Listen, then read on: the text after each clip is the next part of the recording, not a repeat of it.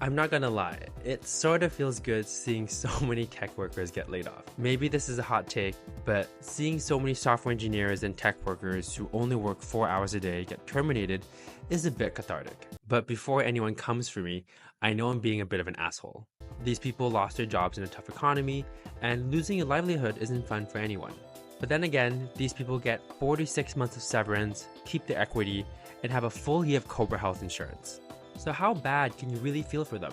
Tech layoffs started to begin around 2022. Interest rates were rising, borrowing money became really expensive, VCs were pulling investments, and new funding rounds were harder to come by.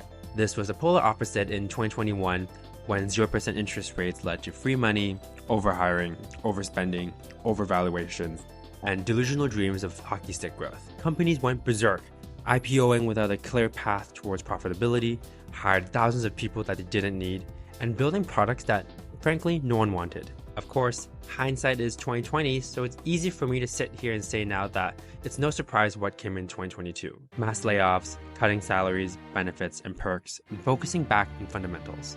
Just today, Cisco laid off 4,000 people. A few months ago, Microsoft laid off 1,900 people in the gaming division, Spotify cut 1,500 people, Discord cut 17%, and the list goes on and on and on. I think only Apple hasn't done any mass layoffs, but that's because they've always been ultra-conservative with their hiring, regardless of economic patterns. All in all, in 2023, more than 191,000 people in the US were laid off from tech companies. And some of these people who were laid off were people who posted their day in their lives on TikTok. Some that were insightful, but some just low-key humble bragging about how easy their life is. Going into the office at 11 a.m., eating your gourmet free lunch, doing 2 hours of work, and then going home. Of course, it'd be stupid to believe everything on social media, and a lot of these people probably did work hard behind the scenes. But then there were stories of tech recruiters who were hired in at Meta who didn't actually do any work for a year and got paid $190,000. Working at Meta, and I was a recruiter, we weren't expected to hire anybody for the first 6 months, even the first year. This is something they tell you when you start. She was then laid off 6 months into her job. But she got a pretty good severance and a sign-on bonus that probably amounted to a full year's salary. In her defense though, this isn't her fault. She's just telling her story. In fact, I'm pretty sure she would have rather worked a full 8 hours doing her actual recruiting job than just twiddling her thumbs. If you've ever been in a boring job, you know that it's harder to do nothing than it is to do something.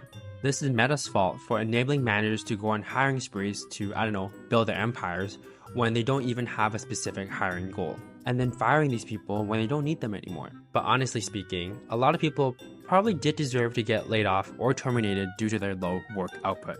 It's not entirely their fault. It's the entire tech culture that promotes this. Companies with excess simply hoarding talent so no one else can have them. Facebook. If you were offered a cushy 6-figure job to not do much, who wouldn't take it? And I do empathize with a lot of people who did get laid off unfairly.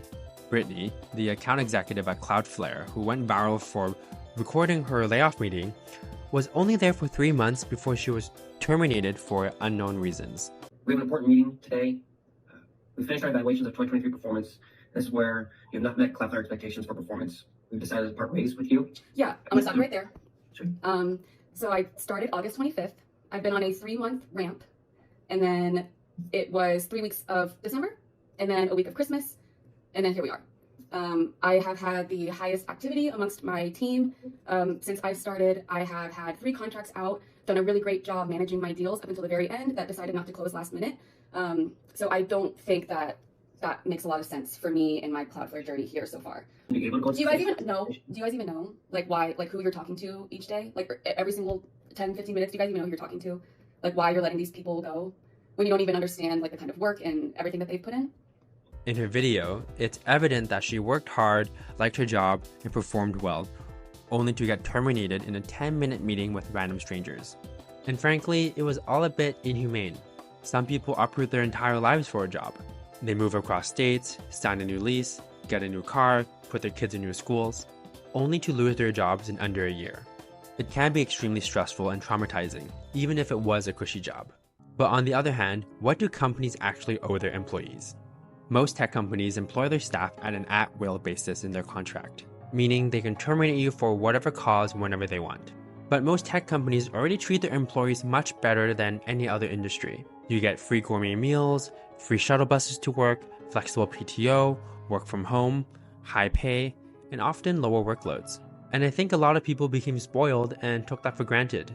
When the economy started tanking, I think people realized that at the end of the day, every company is pretty much the same. It's about revenue and profit. But even then, a lot of these tech companies tried to be as nice as possible in the layoffs with generous severance packages. Google offers 6 months of severance. Discord also offers 6 months of severance. This means if you only worked for 6 months, you would have made a full year's salary. And this is not including your sign-on bonus and equity, which you do get to keep. On the flip side, if you got laid off from a retail store, you'd probably get nothing. Which is honestly why I personally have a hard time feeling bad for engineers who get laid off. At the end of the day, they're being paid generous amounts of money to leave, not even to stay, and they'll probably be fine financially. Maybe they'll need to sell their Tesla and can't go to Burning Man anymore. Womp womp.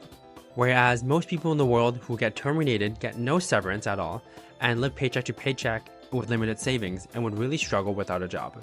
I know it feels semi-wrong to be siding with the tech overlords and corporate giants, but I honestly wish people were a bit more grateful for the privileged positions in life. Yes, companies should be held accountable and treat their employees with dignity and respect. It definitely sucks to lose a job, but it sucks a lot less when you get written a $100,000 check.